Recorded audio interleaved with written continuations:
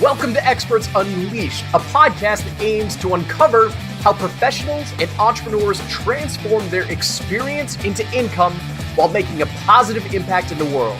I'm your host, Joel Irway, and over the past 4 years, I've helped entrepreneurs develop and launch their expert-based businesses to grow past 6 and 7 figures per year. Now, a professional expert serves their community through paid training, education, or service, and this podcast will show you how to design and execute your plan to become a 6 or 7 figure expert without a big team. So, let's get started. What's going on, experts? Joel Irway here with another episode of Experts Unleashed, which you guys are going to love this episode. This episode is all about education and how we can transform education into monetization, serving different markets. I just hopped off my interview with Dr. Lindsay Padilla, who lives out in San Diego, and we jumped into a lot of very interesting topics, including how she transitioned from the world of higher education and ultimately discovering this unique market that exists in the education niche. And this one got a little bit personal because my wife also comes from the higher education field. And so we talked about how Dr. Lindsay, discovered her passion for serving this very unique niche. And quite honestly, how to turn simple things that you're already doing, like these teachers were doing, and turning into a way that can better leverage your expertise into different monetization exercises. So you are going to absolutely love this episode. We had a blast, and I know you will too. Let's jump into it right now. Dr. Lindsay, welcome to the show. Yay, thanks for having me. Really excited to be here. I met you through Chris Winfield's event. Yes. I first learned about you through Chris Winfield's event back in February. Yeah. And you have a very interesting niche that you work in. I'm carving out. Yes. You're carving out. And in process, but yes. I'm really excited to talk about this for a number of reasons. So do us a favor, do my audience a favor. Introduce yourself. What are you working on now? What is your business? And let's kind of jump into today's episode. Cool. So I'm actually an ex-professor. I left a tenure track teaching position, took my husband with me. He went all in on it. And I have been helping entrepreneurs really become better teachers. I've been helping them with their courses. I taught online for a long time, knew some strategies from higher ed that were not being implemented in a lot of our courses that we see in business, particularly. So that's where I started. And now I'm getting into helping teachers become entrepreneurs. I realized that there's a lot of professors out there with amazing skill sets, a little bit of free time. We have a little more autonomy than some of the other sections of the workforce. And, money isn't very good over there in academia. So having a side gig or potentially leaving, which is what I decided to do, is, helping those folks really zone in on their expertise and how they could help someone and be open to getting paid for consulting or any number of businesses that a professor could start. So that's my little more recent niche. I'm the host of a podcast called Academics Mean Business. And most of my guests, anyone who has a business already, has been like, where have you been for this whole time? Because I felt very alone. I didn't know what I was doing. And I felt exactly the same way. So I've just been really connecting us and telling the stories of people that have, they tend to have an advanced degree. It's not necessarily a requirement. I have guests that come on that left a PhD program. It definitely is someone who was going on that path and then made some sort of change. But so we tend to have a lot of knowledge, and to be paid for it, handsomely, and to be making the money we deserve, that's a mindset thing that a lot of us are dealing with. So that's really my it's my current project. It will likely be turning into a membership site relatively soon, just because people are so about the community aspect of it. And so me bringing in experts that can help them really get their businesses started well, because we have instant credibility, having letters after our name because of the work we've done and how we've spent our life. So now we need help starting a business and learning how all that stuff, which everyone really needs. But yeah. I love that niche, right? Yeah. Helping teachers become entrepreneurs. I mean, Yeah. I don't want to say it's low hanging fruit because there's a lot of work that goes into Sure. starting a business, right? But, for somebody who wants to help monetize their expertise, I work with, the same, that's our target audience. We're showing you how to monetize your expertise, how to seize opportunities, right? Yep. And where better to start than the tens of thousands of professors that are out there working for academia. And I love it. Like, where did that idea come from? Like, how did because it happened to me. Like, I accidentally started a business. I came in, which lots of women come in through. I came in through an MLM. So I was in a multi-level marketing company.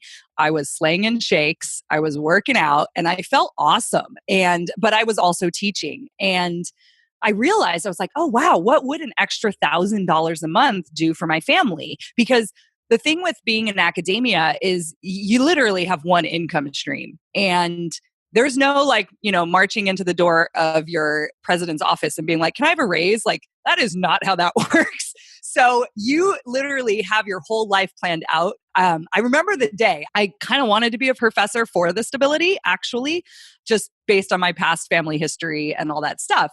And I remember getting the, what do they call it? The salary scale. If you've never seen one, it's basically by degree. So it moves from BA all the way to doctorate level. And usually the doctorate has like an extra stipend per year. And this is specifically at the community college, by the way. So I was a community college professor at a Research One institution. Like, I'm teaching at Stanford. Your salary is negotiable. Like, when you get hired, based usually on how much they want you to be a part of their institution. But obviously that's very competitive. But at the community college level, sponsored by the state, it's a very specific schedule. And every college has a little bit wiggle room. Like, not everyone makes the same amount, but they have this salary schedule steps basically. And so then it goes down by year. So if you stay a year, you get a little raise. If you stay another year, you get a little raise. If you stay whatever. And then usually you hit 10 years and then they pause and they don't give you a raise for 5. And then you'll hit 15. So now looking back as like an entrepreneur, I was just like, I was so limited in what I could accomplish. And I kid you not, you don't hit 6 figures on the schedule that I was on until 20 years. Like, no joke.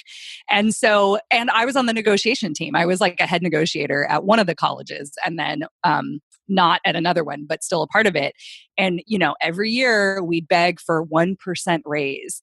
We're talking $600 spread out over an entire year. And, I was obviously getting my tenure track position was right after the recession, and California was like upside down as far as finances. So the state schools were getting nothing. There was no hiring happening. So that, top down was basically, nope, 0% raise. So then I started to realize, like, here comes this MLM and here comes this other life that I didn't know existed. And I was like, this would be nice to have $1,000 a month. Maybe 1,500. So then I started diving into things like Amy Porterfield and Pat Flynn. And I'm like, okay, so there's this whole internet thing. If I'm going to sell shakes on the internet, I want to do it well. And that's kind of what opened the door of realizing, wait, why am I selling someone else's thing? I should sell my own. So that my own journey, there's a lot of identity stuff happening there. I spent my whole life thinking that I would be tenured and this was the best job ever. And I actually loved it. I wasn't escaping anything.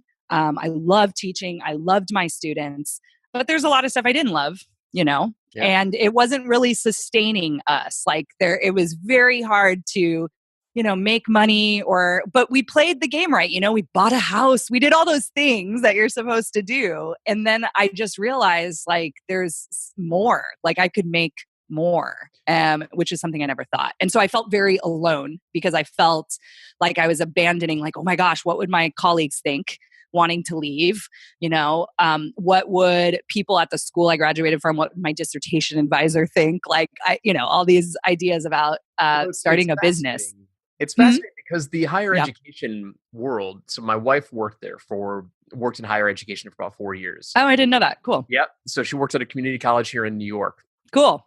And she was applying to other, like I saw her go through some, like when we moved from Rochester to Niagara Falls, she was applying for university positions closer to where we live now.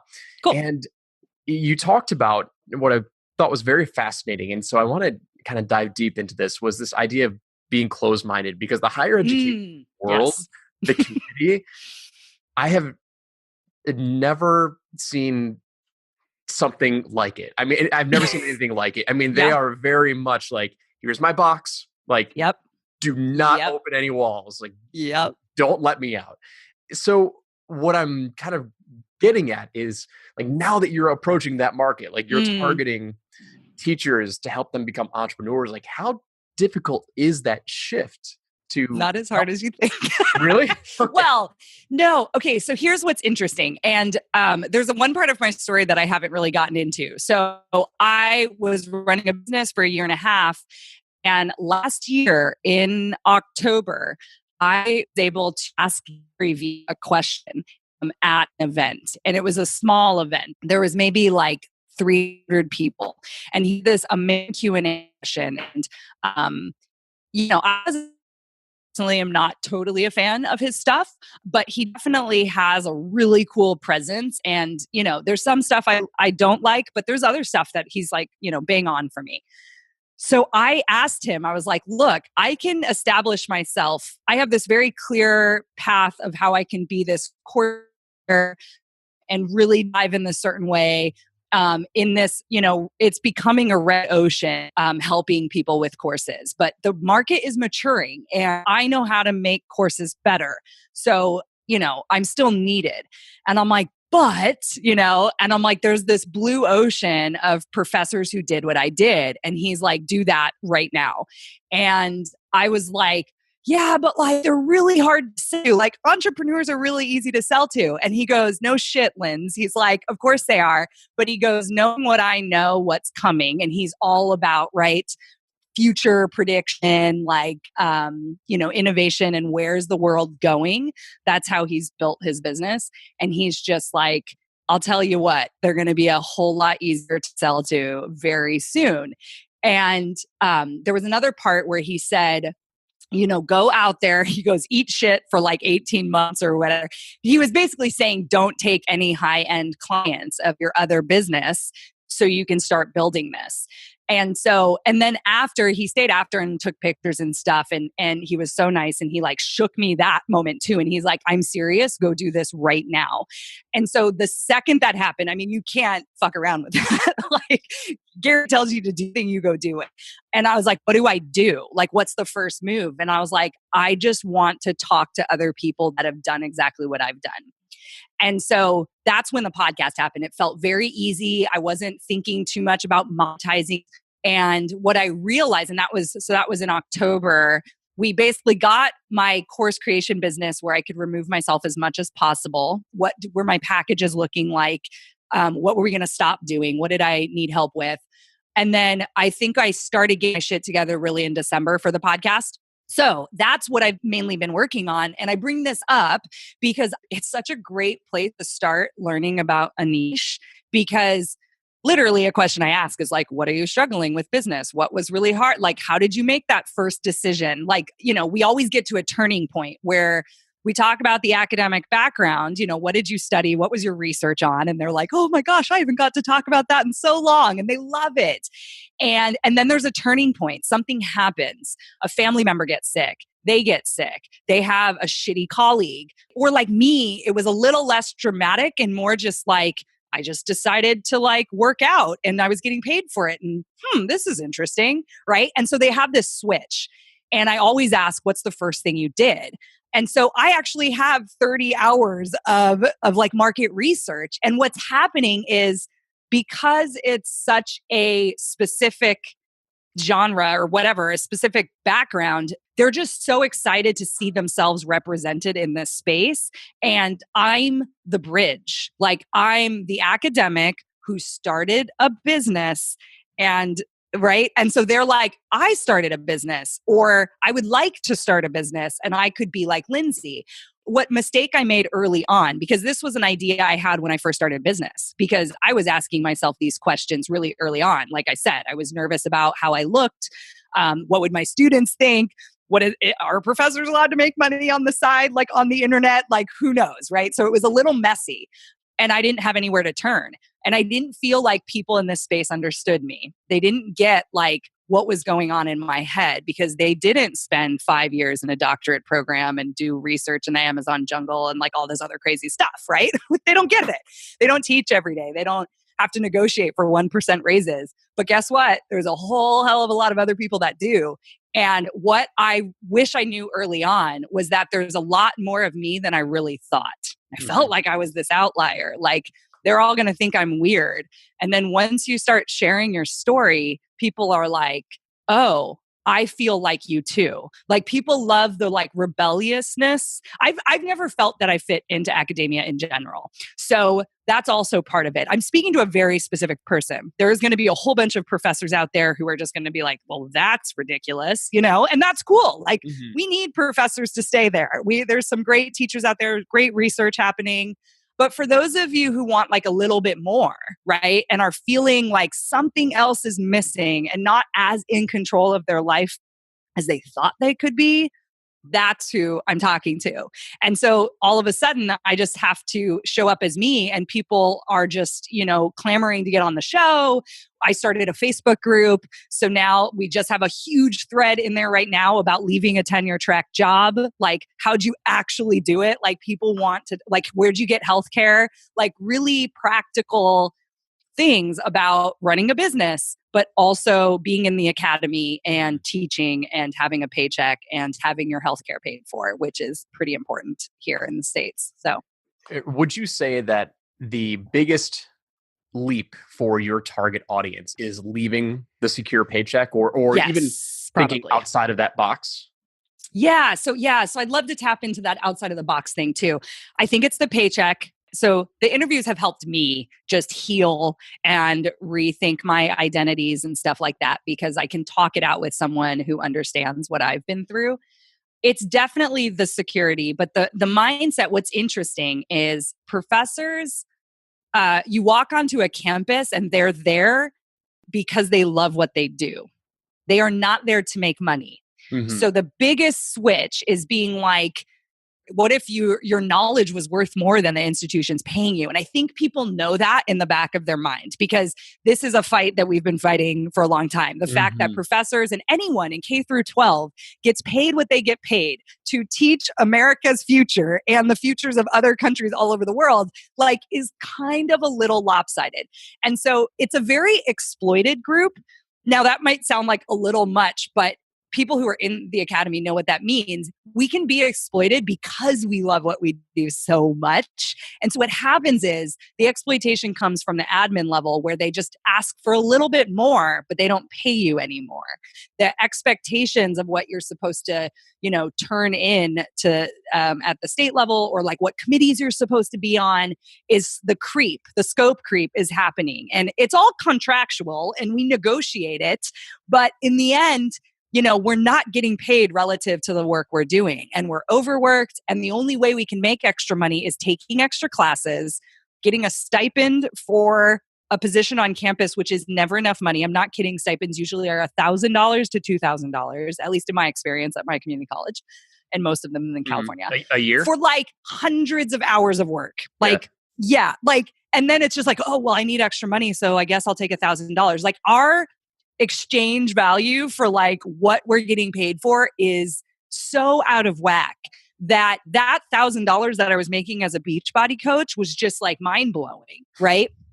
And so here I am going, wait, what if I coached people myself and someone sent me money instead of Beachbody? And then it was like, And that exchange of hour for work and your expertise as a certain price point was one of the biggest leaps I had to make. So then people are going to pay me to help them write their course, like, and I mean, we're talking. So and this I is, want yeah, to pause right there, right? sure. So you said when you're working for Beachbody, and then you exchanged your when you sold your own product, your own consulting or expert. What was that first one? Was that when you designed a course for somebody? Or? So yeah, the first time I got paid. So the funny thing is, I thought I was going to be a health coach because that's the only thing I did, right? So I was like, look, I'm just going to be a health coach.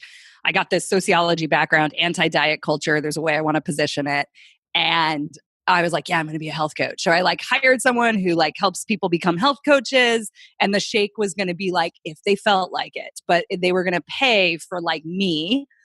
Okay, so didn't make a cent. It took me like 3 or 4 months to like build what I thought was going to be the brand for it. I went to 90-day year. I made my first purchase actually of a course, 90-day year, and Kim Luna's Be True Brand You. Those are my first 2 purchases. That's also a big deal for a professor to hand over like $2,000 because we get paid. If you break it down to an adjunct pay, we get paid like $3,000 for one class for an entire semester. We're talking 50 some odd hours of work. So once I started doing that exchange value, I was like, what is happening, right? Like my whole world was turned upside down. I go to 90-day year, my first business conference I've ever been to. Only have been to academic conferences in my whole life, which Todd is a Herman's whole 90-day year. Yeah, which is a whole other ball game.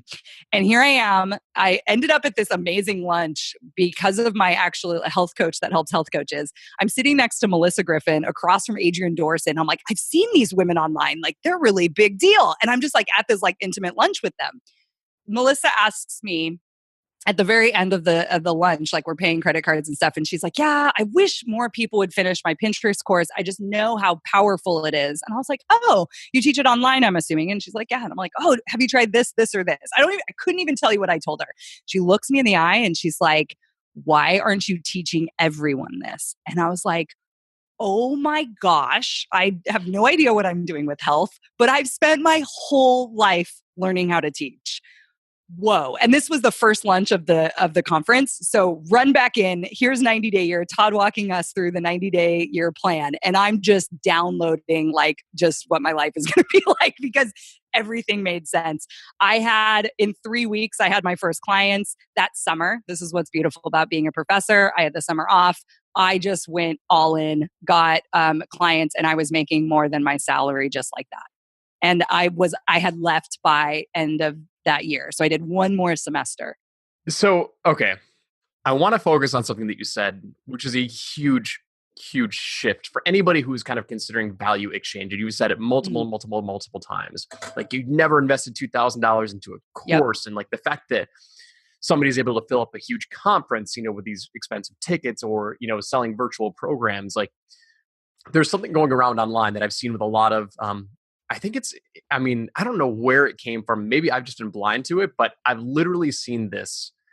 And I don't necessarily know if I agree with it wholeheartedly, but I do think that there's some truth with it.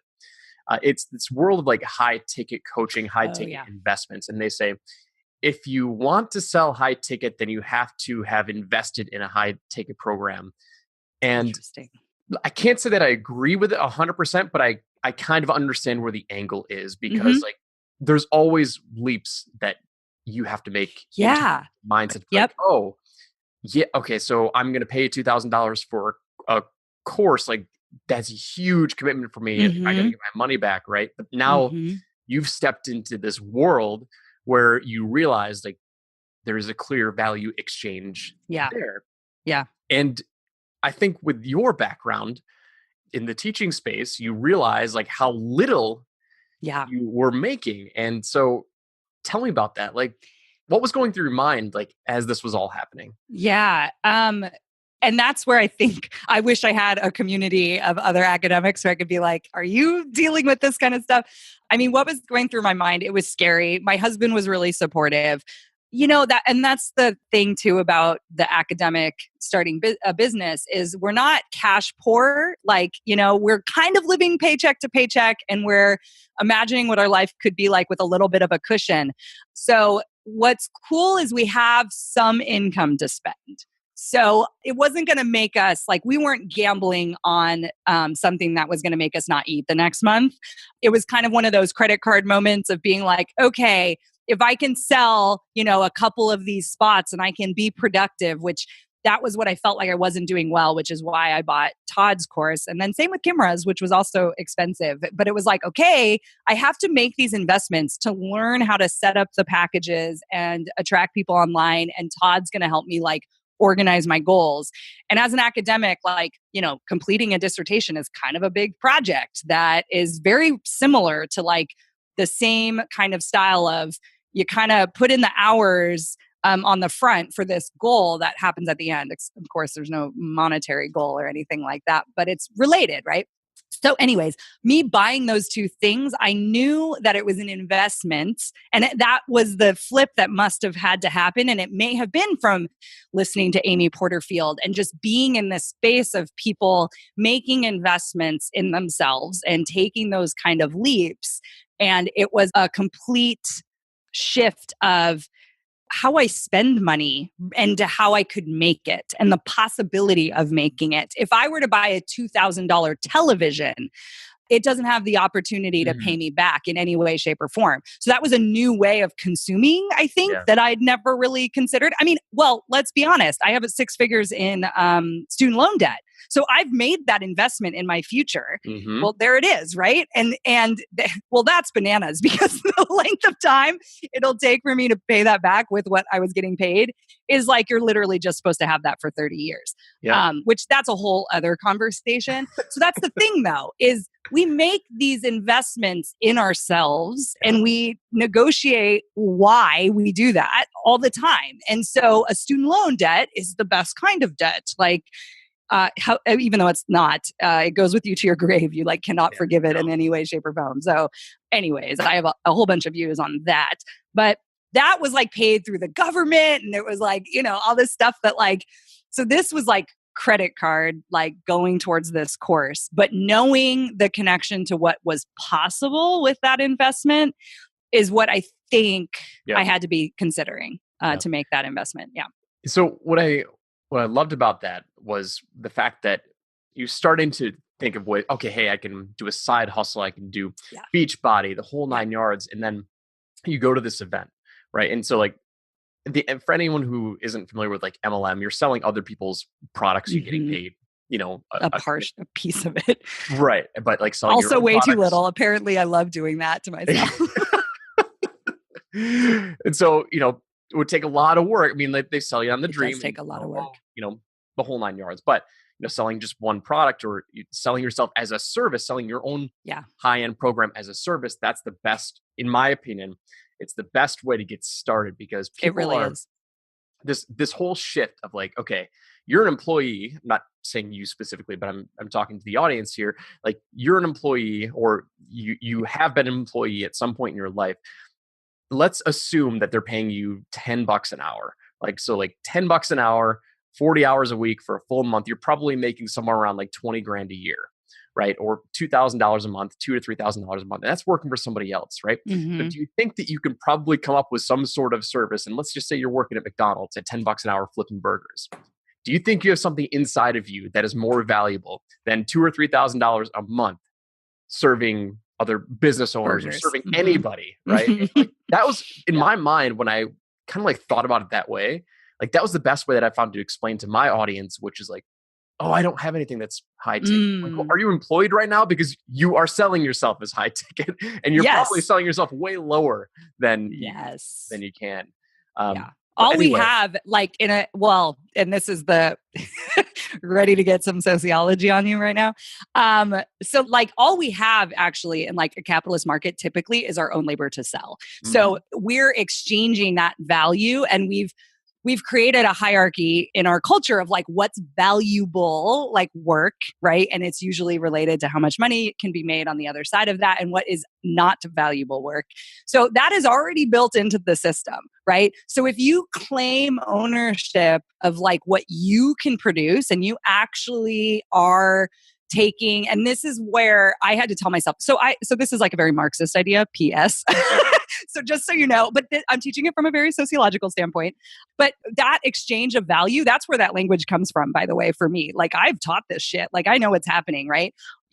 From a like Marxist perspective, really, all we have is to create. And actually that's the human condition, is our desire to create things, right? What we exchanged for is to enter into a labor market where all we have is selling ourselves and our time to somebody else who then gives you money back, right? But they have profit as their bottom line. So this is called the labor exchange theory of value, where literally you as your labor is the thing that is going to be exploited because that's how the company makes money. Now, I'm not going to get into talking about how that can be reorganized, but what I love about what being an entrepreneur is like the ownership of our creativity and our ability to create, recognizing that there's a problem that somebody needs solving and that you can solve it. And that, like, yes, I can charge what I need to charge to be able to deliver that service to you. Mm-hmm. And now you're not dealing with administration begging for raises. You're not, at the whim of a boss who can literally decide whether or not, how much money you get paid. I mean, if you think about it, minimum wage, like, literally minimum wage laws exist because people want to pay you less. Like that's like really it, right? Like and even as an entrepreneur, I'm making those decisions too. How do I hire contractors? All of that stuff is wrapped into this. But the cool part about being an entrepreneur is you get to own like what you create, and you get to decide what that looks like. Are you working too much? Is it too hard to meet your revenue goals? That's something I'm negotiating in my head right now. All of that kind of stuff, but I control it. Whole different ball game when you're not working for somebody else.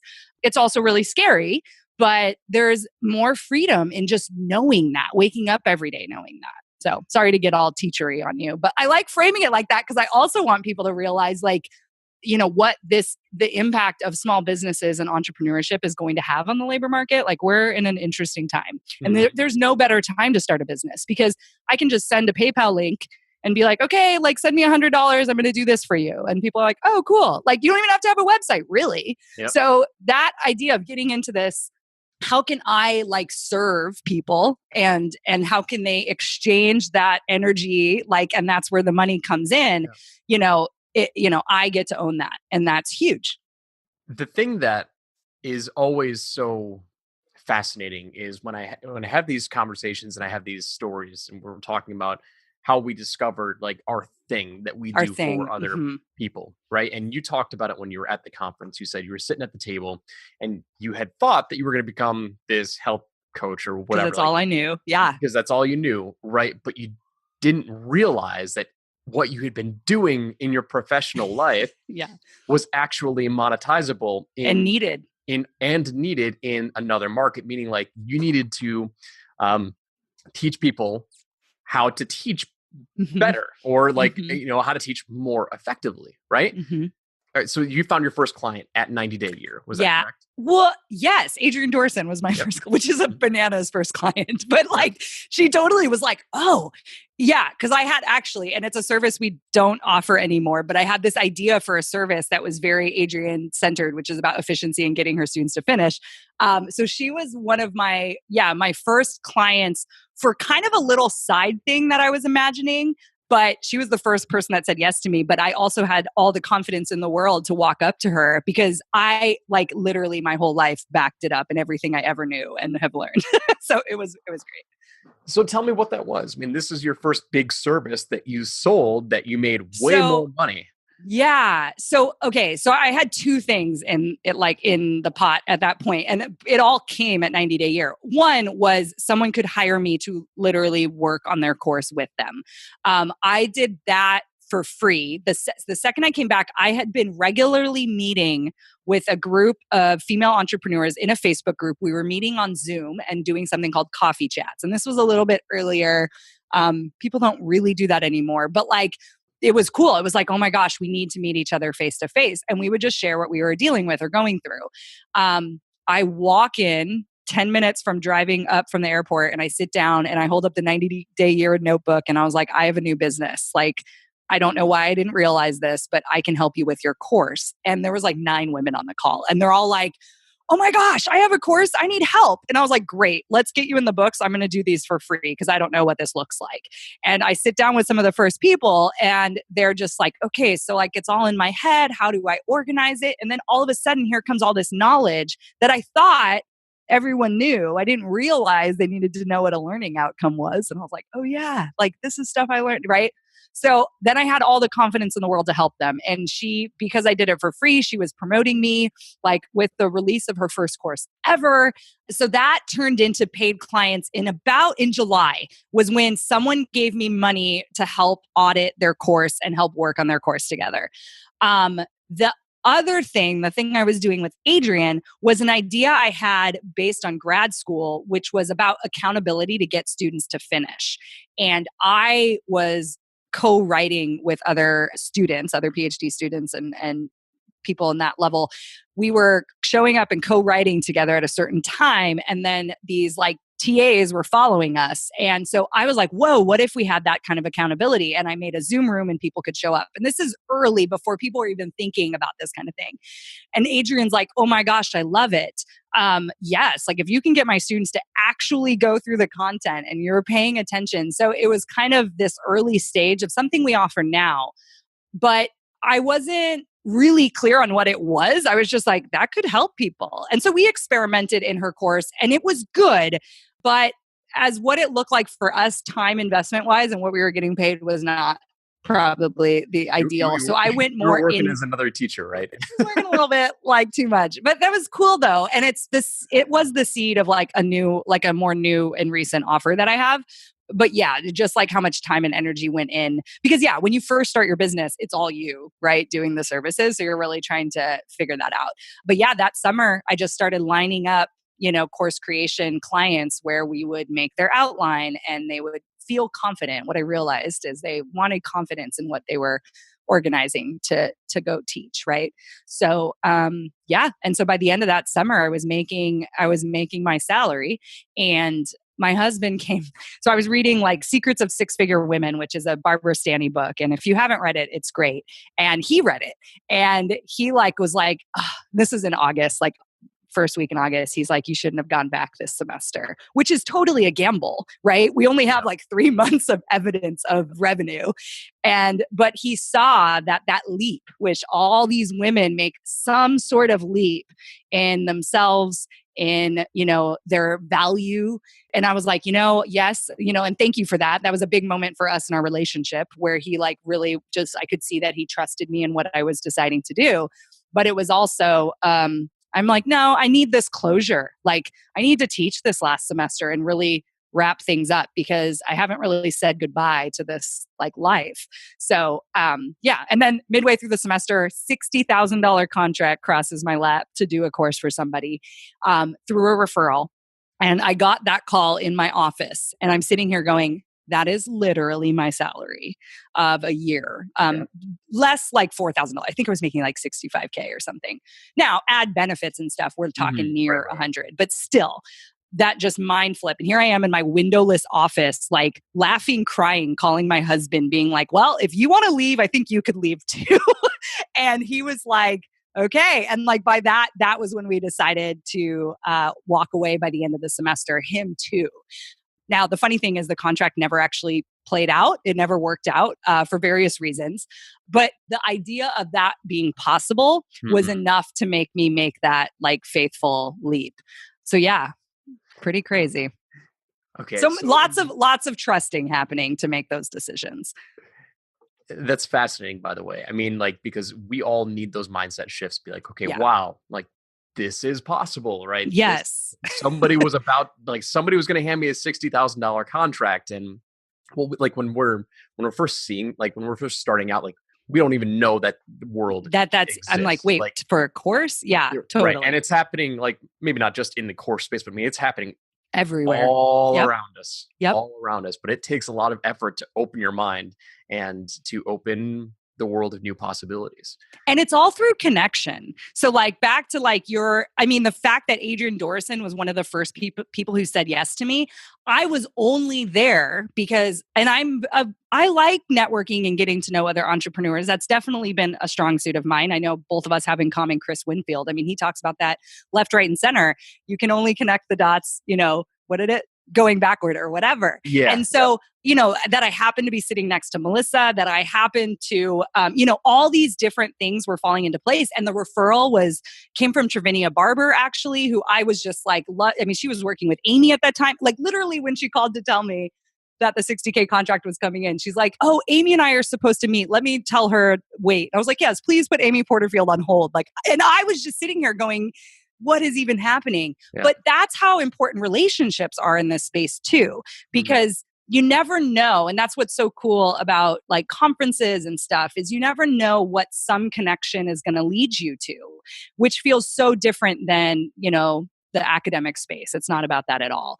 And so that's part of it as well. Like, how can we serve each other? Like, what could I help Joel with that then I'm top of mind for him when he has somebody who needs a course? I mean, that's what's cool about, offering a service, but then like being able to help other people and like really just be in it for relationships. Mm-hmm. And that's definitely, a huge part of my story is these amazing people that I've met and we're able to meet. And you have to put yourself in that position again with investments in conferences and getting out of behind your computer and showing up, to things like this and events that, some of your favorite entrepreneurs are putting on. That's how you really make connections and move your business forward is through that for sure. So in my mind right now, I'm thinking, okay, I'm Dr. Lindsay, and I'm helping other teachers become, professional course creators. I'm not sure what term you use, but, monetize their experience, right? Mm. I'm thinking about one of your potential customers, right? Okay. I had this biology teacher in high school, and the only thing that she taught was biology, right?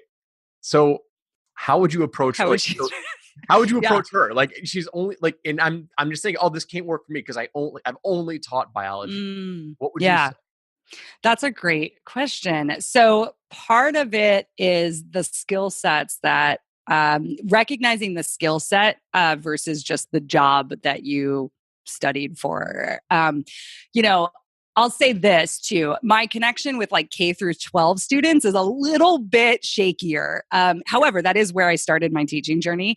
I wanted to teach high school history and I studied it and did it for like a year. And then I was like, I think I'm going to go get my master's and move on. So that connection with a K through 12 teacher, while people send them to me because I'm kind of this public person being like, teachers can start businesses.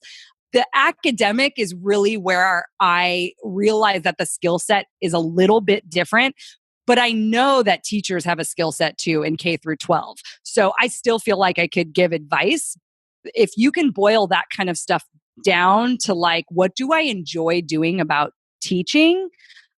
You really can start to narrow in on if I could, like, and that's kind of the question I asked myself was, what did I love about my professor job was when I was standing up in front of the students and like being with them. So I was like, okay, where can I put that into my business?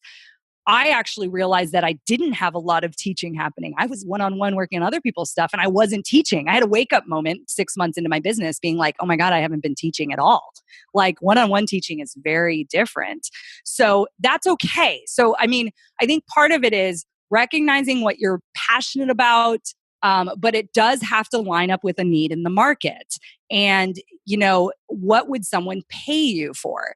And just making that initial leap to get those first services out there and get people buying is so key, but every business makes shifts. So what I was serving and offering at the very beginning of my business looks very different now. And we just get better and more clear about what we enjoy doing in our businesses. And that's the cool thing, I think, where we don't get to do that usually in our 9-to-5 jobs. But to kind of answer your question, I think for a K through 12 teacher who's only taught biology, I mean, you might be able to teach biology to the public. Like, let's also like zoom back for a second and realize that there are lots of people out there that would love to enroll in a biology class, but not have to have a grade tied to it and just would like to nerd out about that stuff. That's actually what I'm trying. My husband's going to be starting a physics program because he's so good at teaching physics, and people love nerding out about science mainstream wise. Yep. So there's something about our educated population that I think outside of the academy, like I still believe in public education. Do not get me wrong. Please, college is awesome. I know there's a lot of shit talking about it. It costs too much, but it's still a good thing for society. I promise you. Yep. What we need to work backwards from though is like, now we have a whole bunch of educated people, and just imagine being like, oh, I haven't been in a cool sociology class in a long time. Like maybe I'll pay someone to teach me sociology for fun. And so that I think is going to shift, and you could be on the forefront of that. We already are starting to see it with things like the masterclass, or isn't there like an app that's like Greatest Lectures or something like that? Could be. There's something. And so, and here's the problem with public education, though. They want to just give it away for free all the time. And open courseware, like MIT. Open courseware. And I could talk about that because that was MOOCs, right? What was MOOCs? What did MOOCs stood for? Do you remember what MOOCs stood for? I forget. Yeah. So that was in education. It was kind of like, we have physicists at MIT. Why not make the MIT like course available to everyone, or the Stanford course? They're all on iTunes now. You can watch some of the like greatest minds, but guess what? The completion rate was terrible. And it was probably because no one had to give any money to anyone, and the professor wasn't making anything. And so that mindset for the professor to be like, this is valuable and someone would want to pay for it, is a huge shift. So maybe it is biology if you love it, or whoa, ready for this one, maybe it's biology lesson plans for other biology teachers. There's a lot of teacher-based entrepreneurs who are doing exactly that. People in my mastermind who make bank 6 figures a month selling their lesson plans, because what is a need for other teachers? And this is like at a $20 membership site, and then like downloading worksheets and stuff. When I was a busy teacher, I was getting shit from the internet left, right, and center. I would have paid for it, but back in the day, it didn't exist. And now it's a lot more prevalent. So if you have, your lesson planning on lock, oh my God, sell it. What if you had a community of other biology teachers and you guys got to talk and you connected them? But guess what? You can move out of the classroom when you have, thousands of people paying you $20 a month. Well, I'm nice cash. I'm going to put my marketing hat on now. Yeah, let's do it. My sales hat on, and just think about it. I mean, it's like, I've never been a teacher, so some of these assumptions may be false, but I'll correct you. Yeah. But it's like, I mean, how much time does it take to put together a lesson plan? Hours. Yeah. Hours. Yeah. Right. If it was done and so I'm just thinking, I've gone through lots of education, got my bachelor's degree, tons of it. And I know that 80 to 90% of the teachers and professors that I learned from were junk. I mean, I went through engineering school, and they were very smart, but they couldn't. But not very good teachers. Yeah. They couldn't teach worth bananas. And I think that I mean, you clearly said it. I mean, there were some people who were selling their lesson plans, making 6 figures a month. I mean, so how much are they charging per month for that? $20. So this isn't new. There's a website called Teachers Pay Teachers. I don't know when it came about because I left that. So this is very like K through 12 oriented. But the idea is you would upload a lesson plan and people would buy it and be like, I would like this history lesson plan, and it's $5 and it's on this topic. So it's blown up, right? Of course, because people are realizing how valuable that is. So whoever runs that made an amazing, smart choice. She was very popular on that and had this huge following. So she was making $30K a month on that without having control over her own stuff. She was paying this company and they were taking a cut. So then she decided, she came across membership sites and she's like, well, what if I'm so good at creating content? What if I created a membership site? So I believe she started at $20 a month. She has several thousand people now. The question I always get, because I've talked to other marketers and I tell them that story and they're like, really? Teachers would pay for that? And I was like, you have never been a teacher. You would definitely pay for the pain of not having to prep a lesson. Sure, most of the time you're going to edit the lesson to fit you, but the fact that you don't have a blank slate and you can start from something and just tweak it, that's like how I got through all of my first classes. Mm-hmm. So the idea that professors could sell lesson plans, there's also something called, at least for sociologists, it might be social science, but it was called Merlot, I believe. And this is the problem, though, is the mindset. We tell ourselves that teachers are poor and they're not going to spend extra money. But you know what they spend extra money on is their students and to make their learning fun if they care about their course. So their extra cash is definitely going to fund their classroom. Is that sad? Yes. And like institutions should be paying for that. There's probably ways to get institutional memberships around this. But, you know, at the college level, someone charging for lesson plans to help your lesson. Like when I started my first course I ever taught, I mean, I was on Twitter. A lot of professors hang out on Twitter. And there was a couple of people I followed and they would put their syllabus up. They would put their lecture slides up. You know, they wanted you to use their activities. And now I'm looking back and, you know, that helped me. But I'm like, dude, monetize that shit. But they like want to give it to, oh, if I could just help you make your social class easier. And it's like, no, like $20 each. Like, you know what I mean? And that's like what we're fighting. So teachers do have that issue to fight with, but then there's examples now of being like, charging is going to work. There's a teacher that I just fell into that actually teaches entrepreneurship at the college level. And he has this whole blog. He does lesson plans. He gives them away for free. But guess what? He had a funnel in place and there's an online digital conference where he can help you plan out your whole semester and people are like signing up for it. And I'm like, that's the kind of thing. So you could literally take what you get paid for by an institution and just sell it publicly to help people if you're good at that. Yep. So there's a massive market, and this doesn't apply. This applies outside of just the teaching, but like this idea of selling people, like there's value, like the work that you're putting into whatever it is that you're doing in life, like you associate a dollar value to that, whether or not you get paid for it or not. But like, this is an awesome lesson for anybody listening right now. And the reason why I'm saying this, because I just did this literally this week. So I launched Take notes. I'm taking notes. Yeah. So I launched a $97 a month membership site. Yep. Quote unquote membership site, which my main business is the webinar agency. So we're building webinars for course professionals and experts and thought leaders, right? But I'm looking at like 10 to 15 webinars per month, just reviewing and doing research. I'm just like, I put out a post on social media. I said, hey, how many of you guys would be interested in learning you just like getting access to my notes? Like I'm looking at 10 to 15 of these sales webinars a month. And I got like 150 responses saying like, yes. You did. Yep. And so I launched it. We've got like 60 people. Like I literally put up like 2 posts on social media. I got 60 people paying $97 a month. No additional work on my part. Nope. And it's like, those are big shifts that anyone can have. And so if you're listening right now, like that can be applied probably almost everywhere. Like, and you know, like I love that. So you're getting double paid, right? You're getting paid by those people who are hiring you to look at their webinar. And then you're like, oh, here's my notes. And you're passing it on to the people who can't afford you at that higher price. Yep. Genius. Yeah. And so the idea of like, what are you already doing for yourself? Like that work, how can you monetize that work and just leverage yourself? And I mean, the idea of like selling lesson plans. Don't cry, Joel. Don't cry, Joel. I freaking love Joel, it. I saw a tear. Yeah, I just,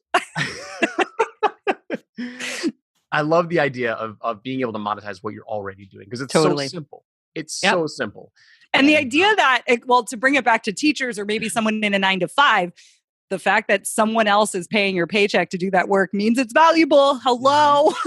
Like, you know, that's like the mind-blowing economic structure part of this. Like if you can see that in what you do in your day-to-day life for somebody else is valuable, that means on the open market, it's also valuable. Yep.